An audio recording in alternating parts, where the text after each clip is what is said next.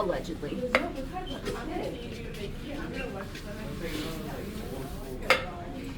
And I like my clay a little firm, so that way I can make my walls bigger.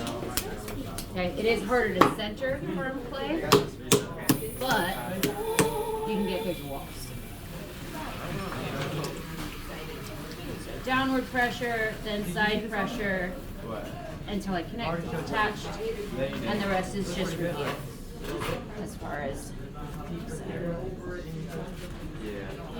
How did you do anything to them after you glazed up? Yeah. No. You didn't like add the lines back in? It looks like that dude from The Simpsons. Yeah. Yeah. Maybe not color-wise, but almost there. No, just I feel it not fully centered inside, which is why it had that slight wobble. Migrate this clay up a little bit more. I do feel something in it though. It could be in the bubble.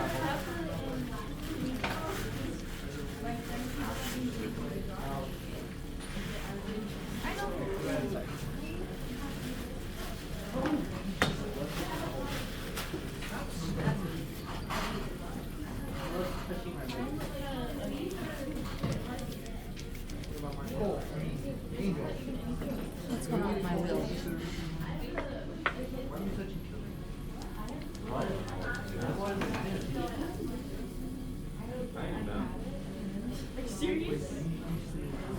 Okay.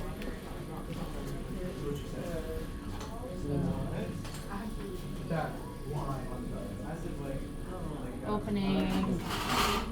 This is all the same, right? Okay.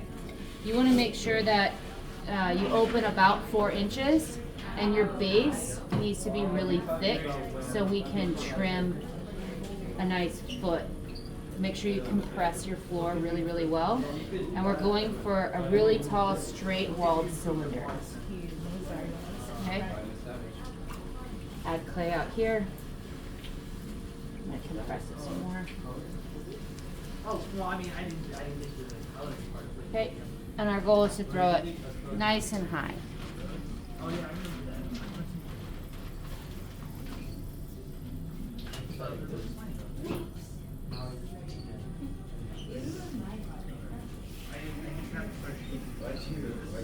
that. While you're throwing, keep looking down the inside of your cylinder because you want to keep the internal walls as vertical as you can.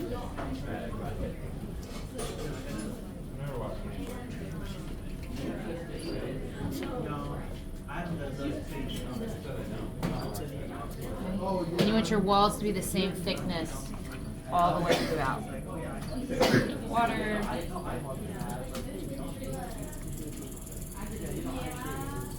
Add water. Grab that clay. Move it up.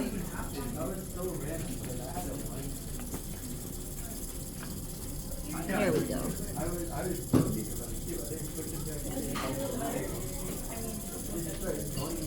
We got some good height.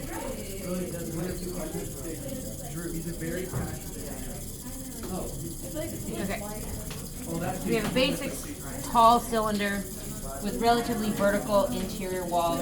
I'm keeping a little bit of extra clay out here just so it's stable, and I'll trim that away later. Okay, so now this is where the part comes in where we start working on turning it into a container. About 4 fingers down, I'm gonna make a mark with my pinky. So you guys can see, see that mark I made with my pinky? I'm gonna start collaring in. Okay, you wanna make sure there's no water inside. Go ahead and look inside with the camera. There should be no water inside, and it needs to be dry in there because you're not gonna be able to get the water back out. We're gonna trap air in here. So we're gonna add a little bit of moisture to the outside and collar. And as you collar, your walls are gonna get thick.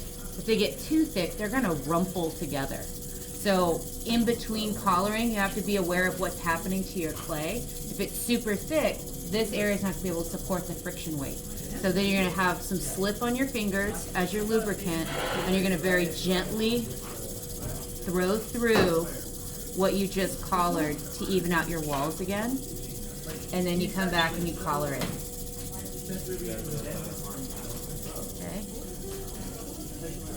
gonna use the slip so I don't have as much water on my piece.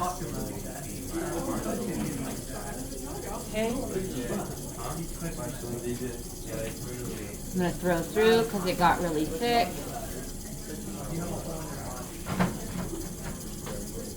And then I'm gonna come back and collar.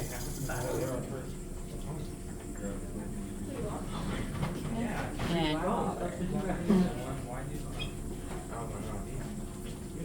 got thick again. Throw through. And collar. And usually while you're doing this, your rim will get really uneven. Don't worry about that until after you close the piece.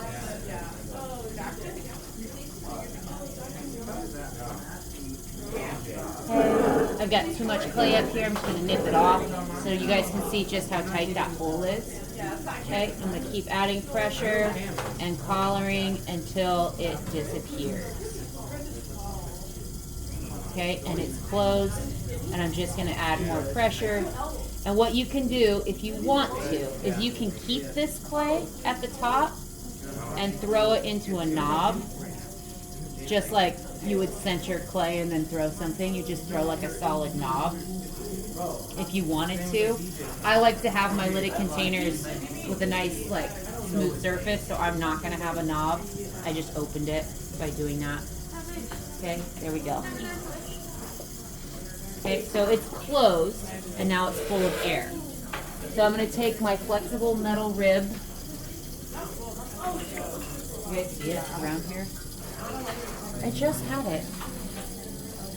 Well, flexible metal rib's best, but I don't have it here. It kind of walked away, I guess, on my lunch break. So I'm going to use my credit card rib. I'm going to start compressing the walls, and I'm going to add compressive force at the top. And because there's air trapped inside, it almost works like an armature. Like our math students are using newspaper to support their clay, we're going to use air to support our clay. Okay, so I'm going to remove the slip because I want this to get leather hard so I can work on it later. And then I'm going to come through and start cleaning up the side walls. Okay, and we want to try to keep this dry. And I can't find my stick tool, so I'm going to use this.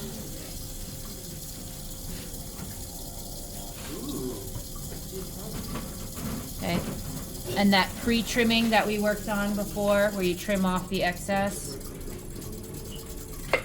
All right, I needed that clay down there while I was throwing as extra support so I could do this extra stuff up here. So I know that when I'm throwing larger items, I'm gonna have to leave some clay down there knowing that I'm gonna lose it later, okay? So we want a nice straight walled cylinder. Okay, I'm gonna just finish shaping this. And wherever we're gonna have the lid connect to the body, you need to have a vertical space. It needs to be straight, okay?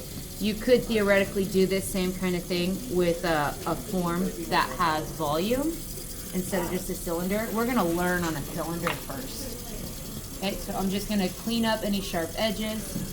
And now I'm gonna use that popsicle stick tool. Who's got one that I could borrow?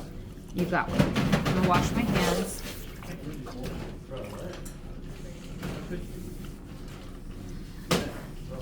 Just so that way I can work a little bit cleaner. Pre-clean my surface so it's less work later.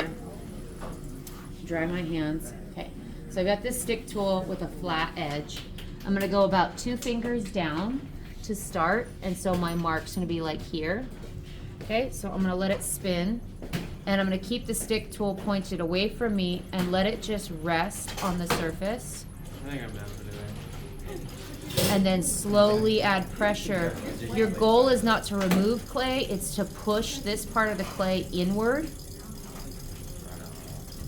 And so slow and steady.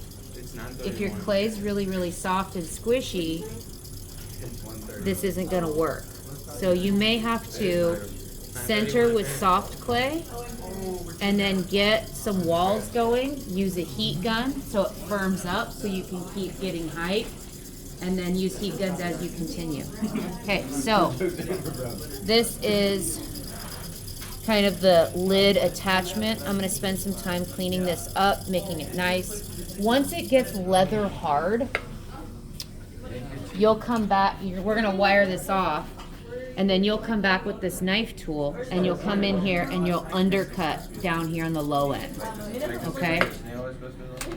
Before I do anything to let this dry, it's got air inside, right? And what happens with clay once it starts drying? What does it do? Shrinks. It starts to shrink.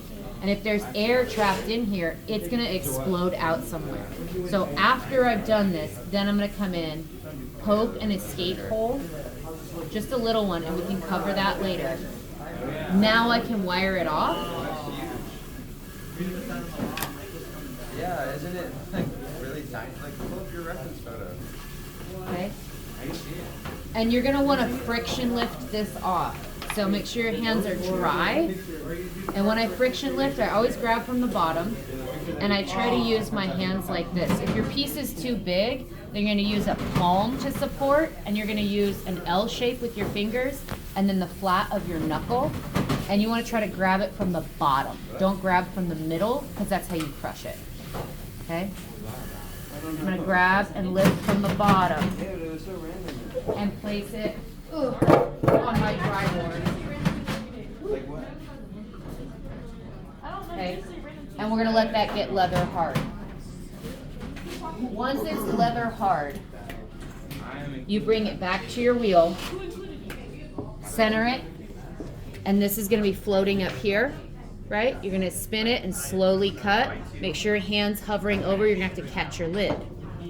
Then you're gonna take your small trimming tool, and as it spins, you're gonna trim a little bit on the inside here, and then you place the lid upside down like this.